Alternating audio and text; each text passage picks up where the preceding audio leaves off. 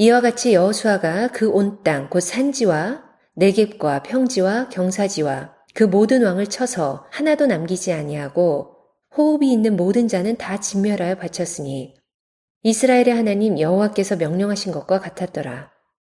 여호수아가 또 가데스 바네아에서 가사까지와 온 고센 땅을 기브온에 이르기까지 치매 이스라엘의 하나님 여호와께서 이스라엘을 위하여 싸우셨으므로 여호수아가 이 모든 왕들과 그들의 땅을 단번에 빼앗으니라.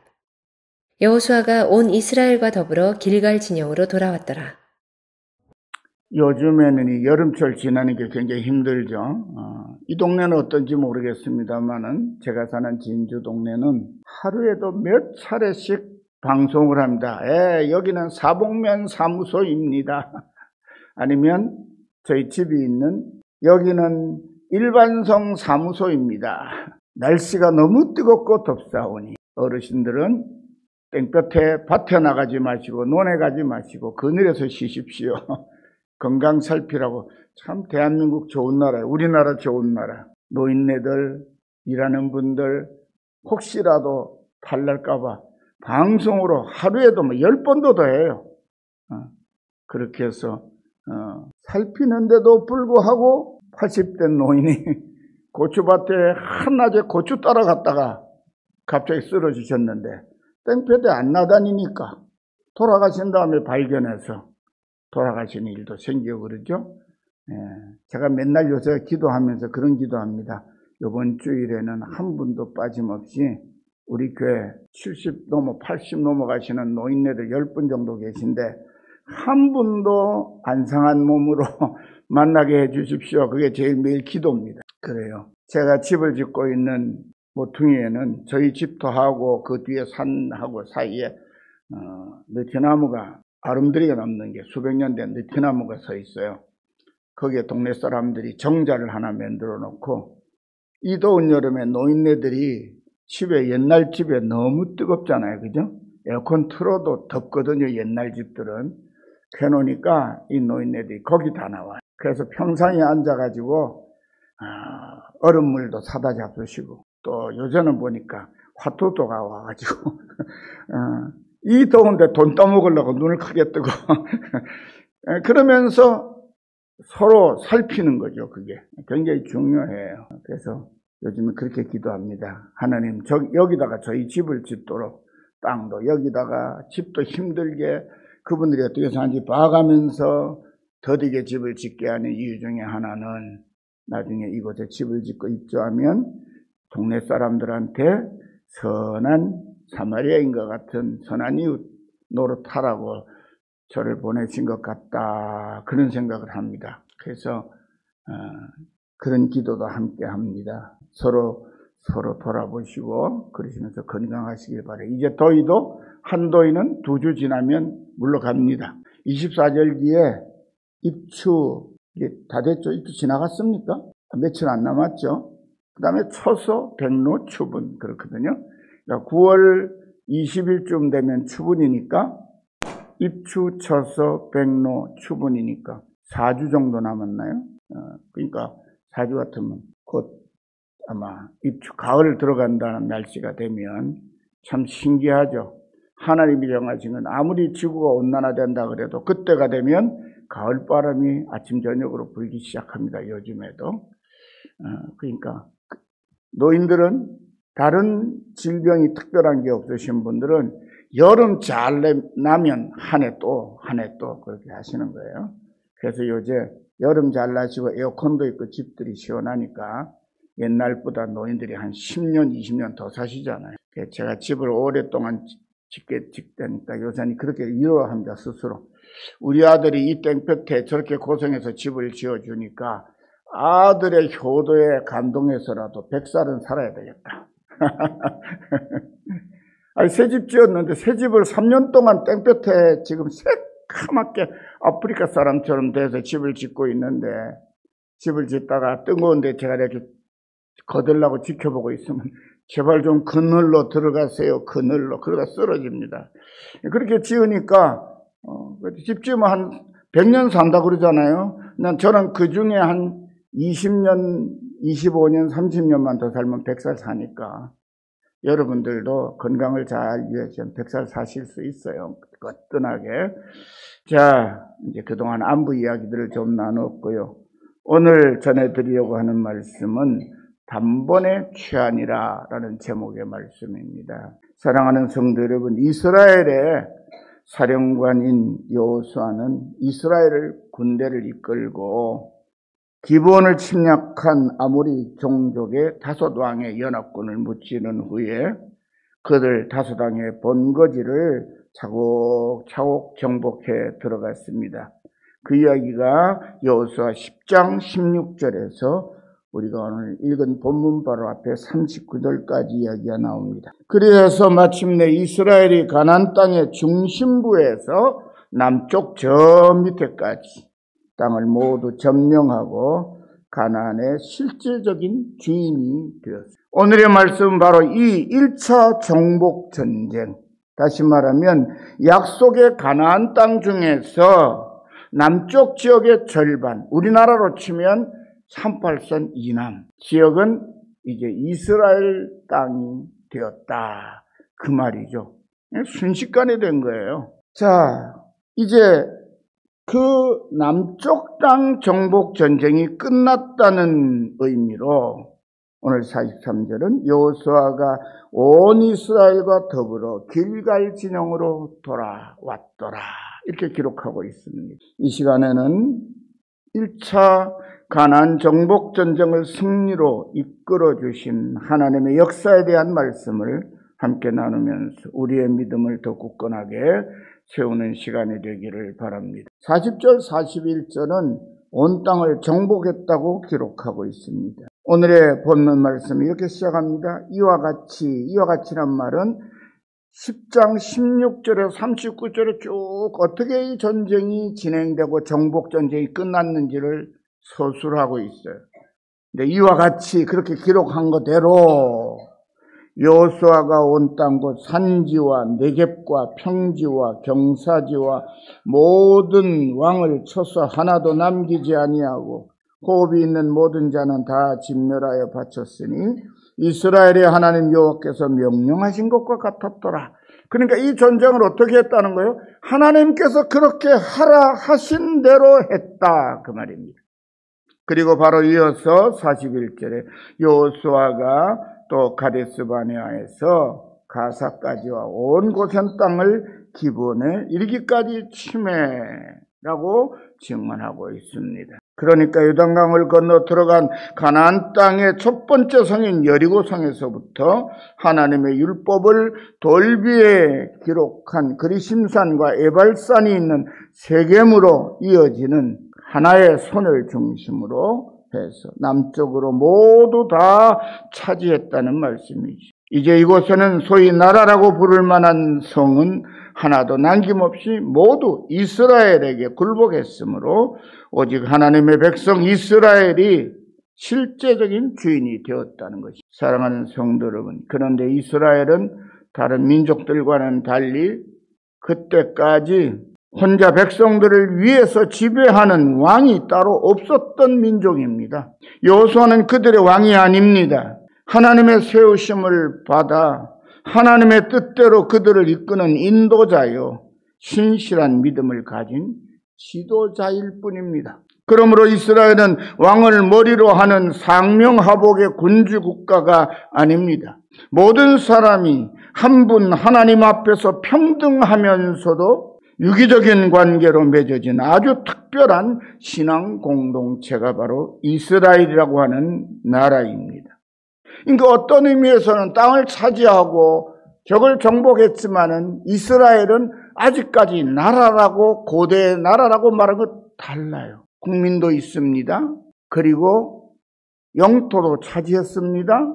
그리고 그 영토를 자기네들 힘으로 다스립니다. 그러니까 국가의 3대 요건인 영토와 백성과 주권은 가지고 있는데 통치 체계가, 통치 수단이 세상과는 다른 거예요. 세상은 뭡니까? 왕을, 고대니까 왕이 대대로 물려받아가면서 왕 마음대로 다스리는 나라죠. 왕이 전쟁을 하고 싶으면 군사들 동원령만 내리면 군사 동원하는 거예요.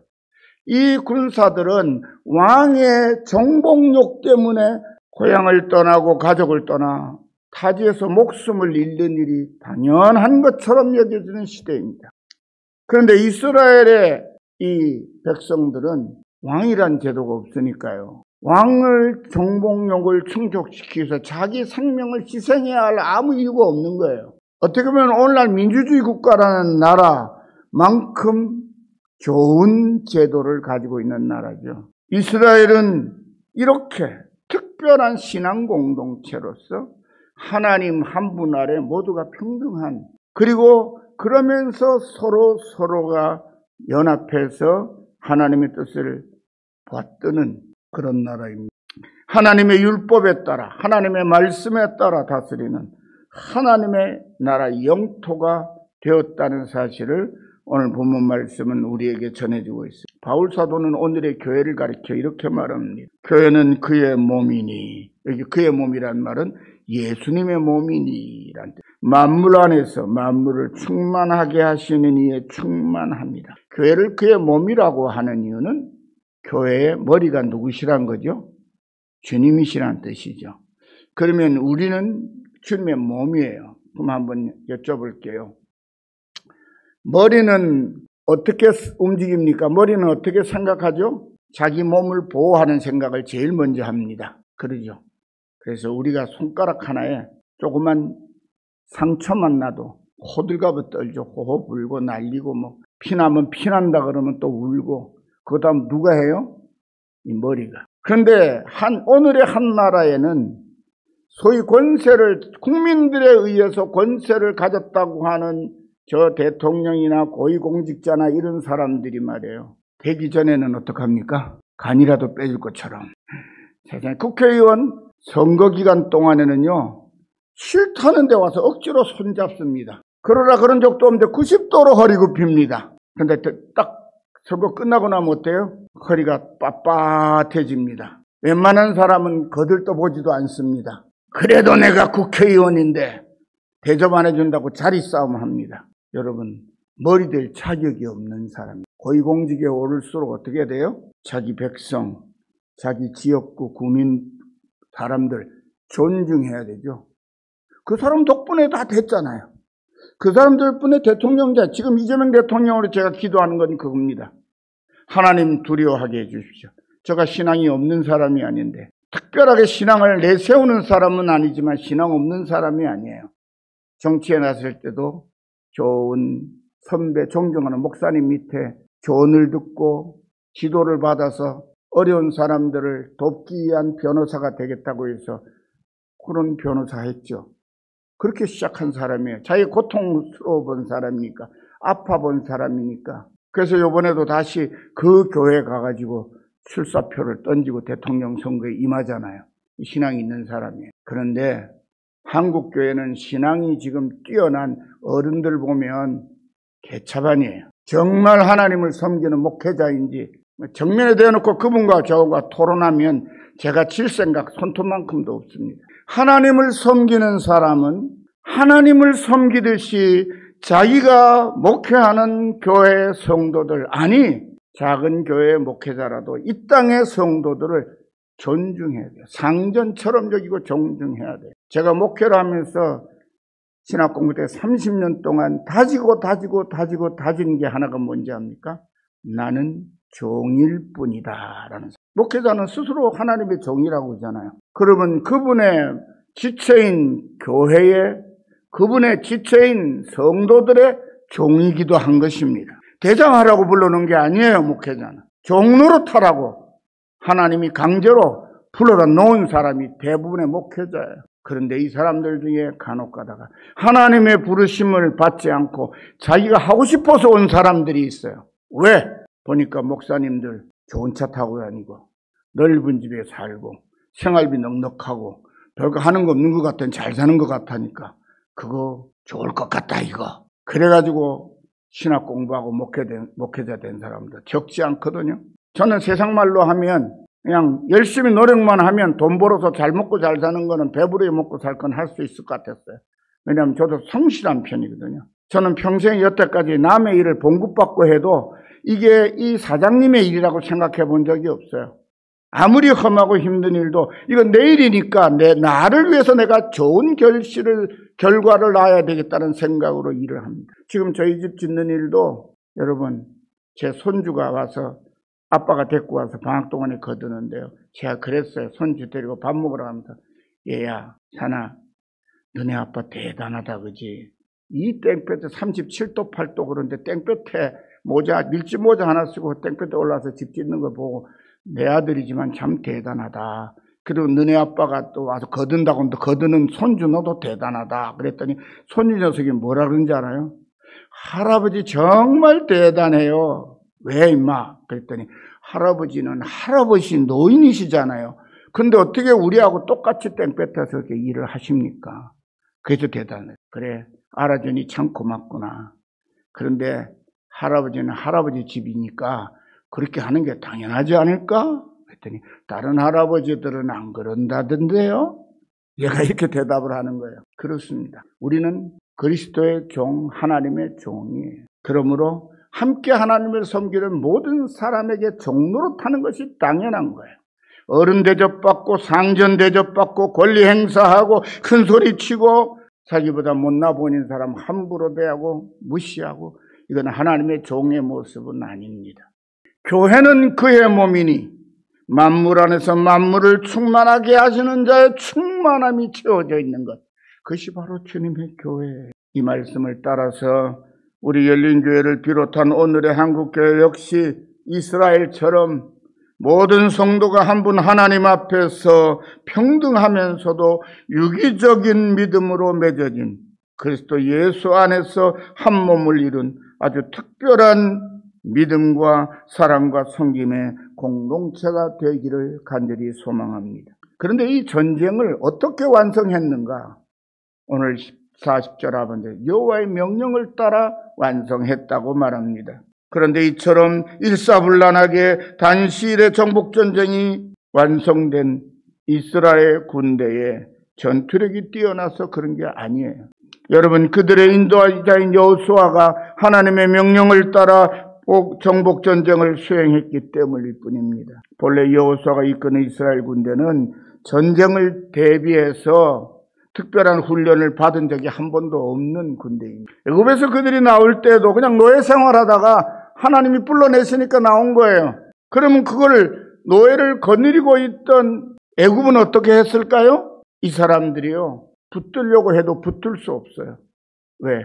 하나님께서 그들을 막으시기. 근데 이스라엘은 그 애굽을 대항해서 싸울 만한 그런 전투력이 전혀 없는 나라입니다. 그들은 손에 가진 연장들, 노예 생활하면서도 농기구들, 아니면 양을 치는 목자의 도구들, 이런 거 가지고 생활하다가 전쟁이 벌어진다. 그럼 모여! 그러면 전부 다 모이는 거예요. 20살에서 50세까지 된 사람들은 전부 오는 거예요. 그러니까 평상시에는 농사 짓고 그 다음에 양 치고 소 치고 하다가 전쟁 터졌다. 그런 사람이 다 모여요. 그래서 세계에서 가장 유명한 예비군 제도가 완성되어 있는 나라가 이스라엘군. 상비군이라는 게 있는데 그 상비군은 뭐냐 하면 예비군이 되기 위해서 1년 6개월 정도 남녀 구별 없이, 우리나라는 남자만 징집되죠. 이스라엘 여자도 다 가야 돼요. 군이 숫자가 적으니까. 그래가지고 10몇만 정도를 군사를 유지하고 있어요. 1년 6개월 정도 군대 생활을 하고 나면 전역하는 거예요. 전역할 때 자기가 가지고 있던 총, 무기, 군 장비 그거 다 가지고 집에 가는 거예요. 그 집에 놔둬. 근데 지금 전쟁 터지잖아요. 그럼 소집령 떨어져요, 예비군. 그러면 전부 다 자기 총 도로 올라매고 군복 입고 자기가 쓰던 무기 가지고, 자기가 원래 군대 1년 6개월 동안 할 때 배우면 탱크 운전하는 사람 탱크 운전하고, 비행기 타는 사람 비행기 하러 가고 다 가는 거예요. 지금도 그 제도를 유지하고 있어요. 근데 지금은 전시가 되놓으니까 마치 정규군이 움직이는 것처럼 싸우는데 잘 싸우죠, 그죠? 저는 이스라엘을 좋아하지 않는 사람입니다. 이스라엘 나라를. 자기들밖에 모르는 나라니. 근데 하여튼 그 조그만 나라가 중동 지방에 이슬람권에 갇혀서 자기네들 군사력에 거의 인구수로 치면 수십 배가 되는 나라들하고 싸워서 제대로 싸우기도 전에 주변 나라들 다 굴복하고 이스라엘이 맨날 이기잖아요. 거기다가 미국이라고 하는 세계 최강대국의 힘까지 등에 업고 있으니 저 이스라엘을 아무도 어떻게 해칠 수가 없죠. 그런데 이것은 여호수아 시대에도 마찬가지였어요. 모두가 전쟁이 일어날 것에 대한 준비된 자세를 가지고 일상생활을 하다가 동원되는 거예요. 그런데 이들은 전쟁 훈련도 하는데 왜 이렇게 잘할까? 고대인데 바로 전능하신 여호와 하나님이 그들의 군대에 함께 하시기 때문이었습니다. 전쟁은 여호와께 속한 것이라고 소년장수 다윗이 말하는 것처럼 20대 군대에 소집되지 않는 청소년들마저도 우리나라는, 우리 민족은 여호와 하나님이 지키시기 때문에 우리는 패전할 수 없다고 하는 단단한 용기를 가지고 있던 나라입니다. 그 믿음의 용사로 성장한 다윗 왕은 나중에 뭐라고 노래합니까? 시편 24편 8절에 영광의 왕이 누구시냐?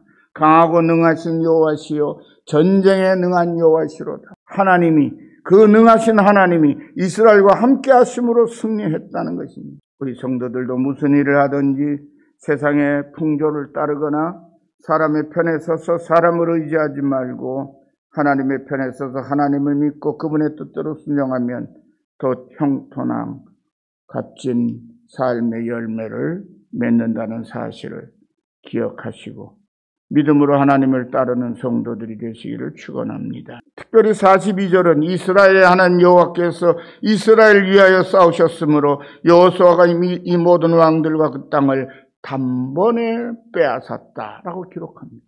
이스라엘 민족의 전투는 사람이 사람을 대하여 싸우는 일반적인 전투가 아니었다는 것입니다.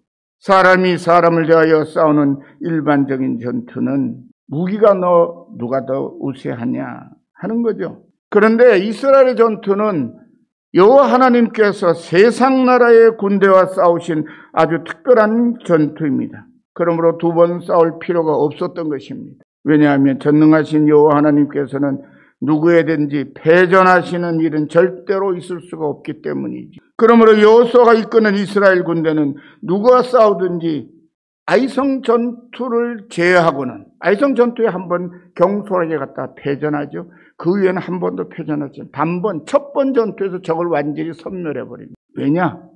여호수아서를 한번 시간 나시면 1장부터 끝까지 27장까지인가요? 쭉 한번 읽어보시죠. 패전하는 게 아이성에서 36명 전사한 거 외에는 하나도 패전한 게 없어요. 그런데 그 얘기를 좀 생각을 가지고 잘 읽어보면요, 하나님께서 앞서가시면서 두들겨 패가지고 가나안 사람들 힘 다 빼놓은 다음에 이스라엘 사람들은 뒤따라가면서 그들이 가지고 있던 걸 빼앗는 노획만 하는 게 이스라엘 여호수아의 가나안 정복 전쟁의 모습입니다.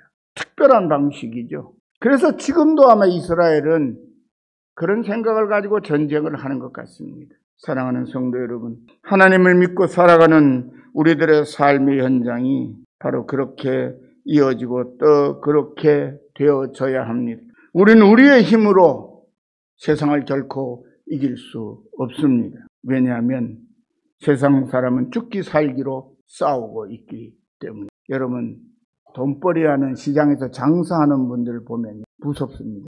요즘엔 좀 덜한데요. 예전엔 손님 가지고 막 싸우죠.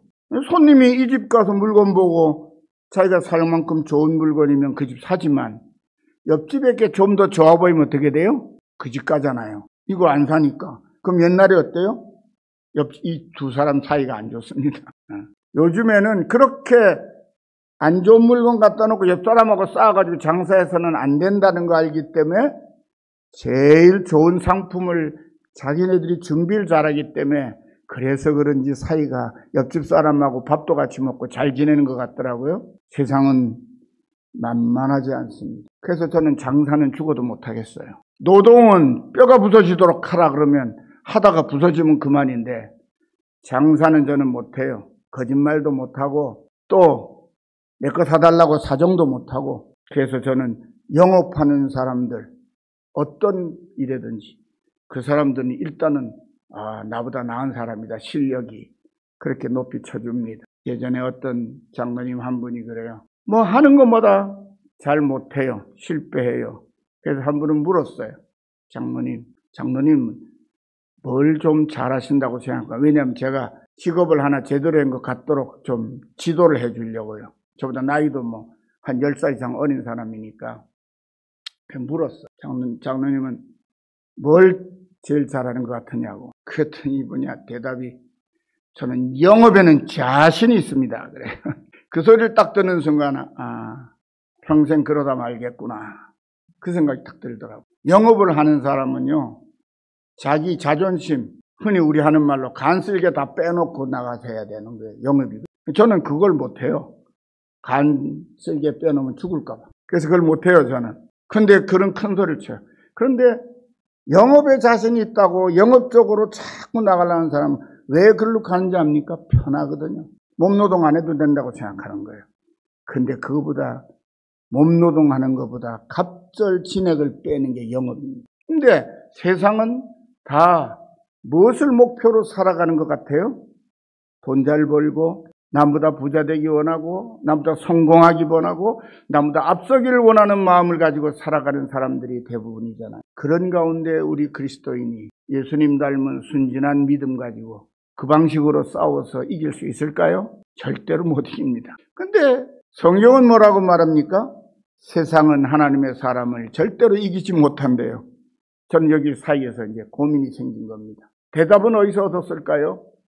오늘 읽은 말씀, 본문 말씀과 여호수아서를 읽으면서 대답을 얻었어요. 세상과 다른 방식으로 싸워야 되겠구나. 여러분, 예수님이 말씀하신 비유 가운데 이런 말씀, 선한 사마리아인의 비유가 있죠. 사마리아인은 유대인들이 무시하고 멸시하는 사람입니다. 그런데 정작 여리고로 내려가던 유대인이 강도를 만나서 죽게 되었을 때에 그를 살리고 구원하고 도와서 온전케 만들어준 사람 누구죠?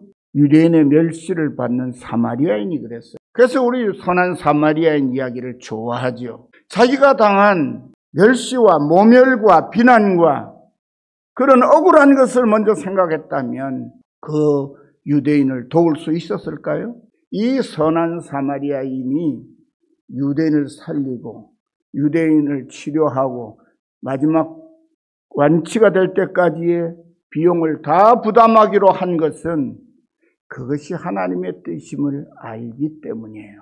그런데 예수님이 비유로 가르친 이 선한 사마리아인의 선한 사마리아는 누구를 가르치는 겁니까?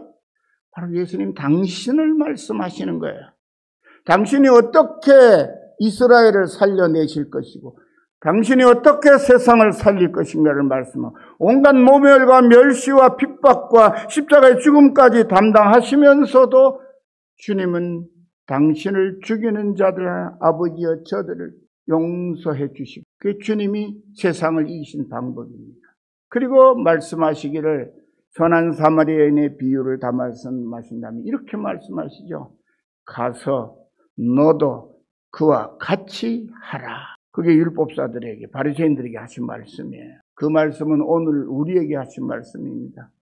억울하고 힘들고 분통 터지니 그래도 너는 가서 사마리아인이 한 것처럼 살아라. 다른 말씀으로 하면 바로 내가 그들을 살리기 위하여 내가 바로 너를 살리기 위해서 어떻게 살았는지를 생각하고 따라오너라. 그 말씀. 여러분, 세상을 이기는 방법은 힘으로 무력으로 이기는 것이 아닙니다. 하나님을 의지하고 하나님이 이끄시는 방법으로 하나님이 이겨놓으신 전투를 우리는 그 뒤따라가며 그 승리를 차지하는 것입니다. 그러므로 이 무덥고 힘들고 어려운 그리고 한국이 지금 경제적으로 모든 게 어려운 시대에 여러분과 어울리는 이웃들과의 삶에 있어서 그들을 단번에 이길 수 있는 방법은 내 자신을 내려놓고 내어주는 길뿐이라는 사실을 잊지 마시기를 바랍니다. 더 친절하시고 더 따뜻하고 더 자애로운 그런 그리스도인으로 한 주간도 승리하시기를 간절히 축원합니다. 기도합시다. 하나님 아버지 감사합니다. 주님은 우리를 살리시고 영원한 아버지의 나라에 인도하시기 위하여 십자가 지셨고 우리 죄값을 대신 치러 생명을 내어 주셨사옵니다. 뿐만 아니라 3일 만에 사망의 권세를 이기시고 부활하심으로 우리도 예수 안에서 다시 부활하여 영원한 아버지의 집에 들어갈 수 있음을 보여주셨사옵니다. 그리고 말씀하시기를 내가 거처를 예비하러 가노니 내가 거처를 다 예비하면 다시 너에게로 돌아와 너희를 내게로 인도하여 나 있는 곳에 너희도 영원히 있게 하리라 말씀하셨습니다. 우리는 그 주님의 말씀을 믿고 주님과 함께 세상 가운데에서 믿음의 선한 싸움을 싸워 승리하기를 원하는 아들, 딸들입니다. 하나님, 이 어려운 혼잡한 세상 가운데에서 빛의 자녀로 그리스도 예수의 사람으로 믿음으로 순종하여 승리하도록 저희를 인도해 주옵소서. 예수님의 이름으로 간절히 기도드리옵나이다. 아멘.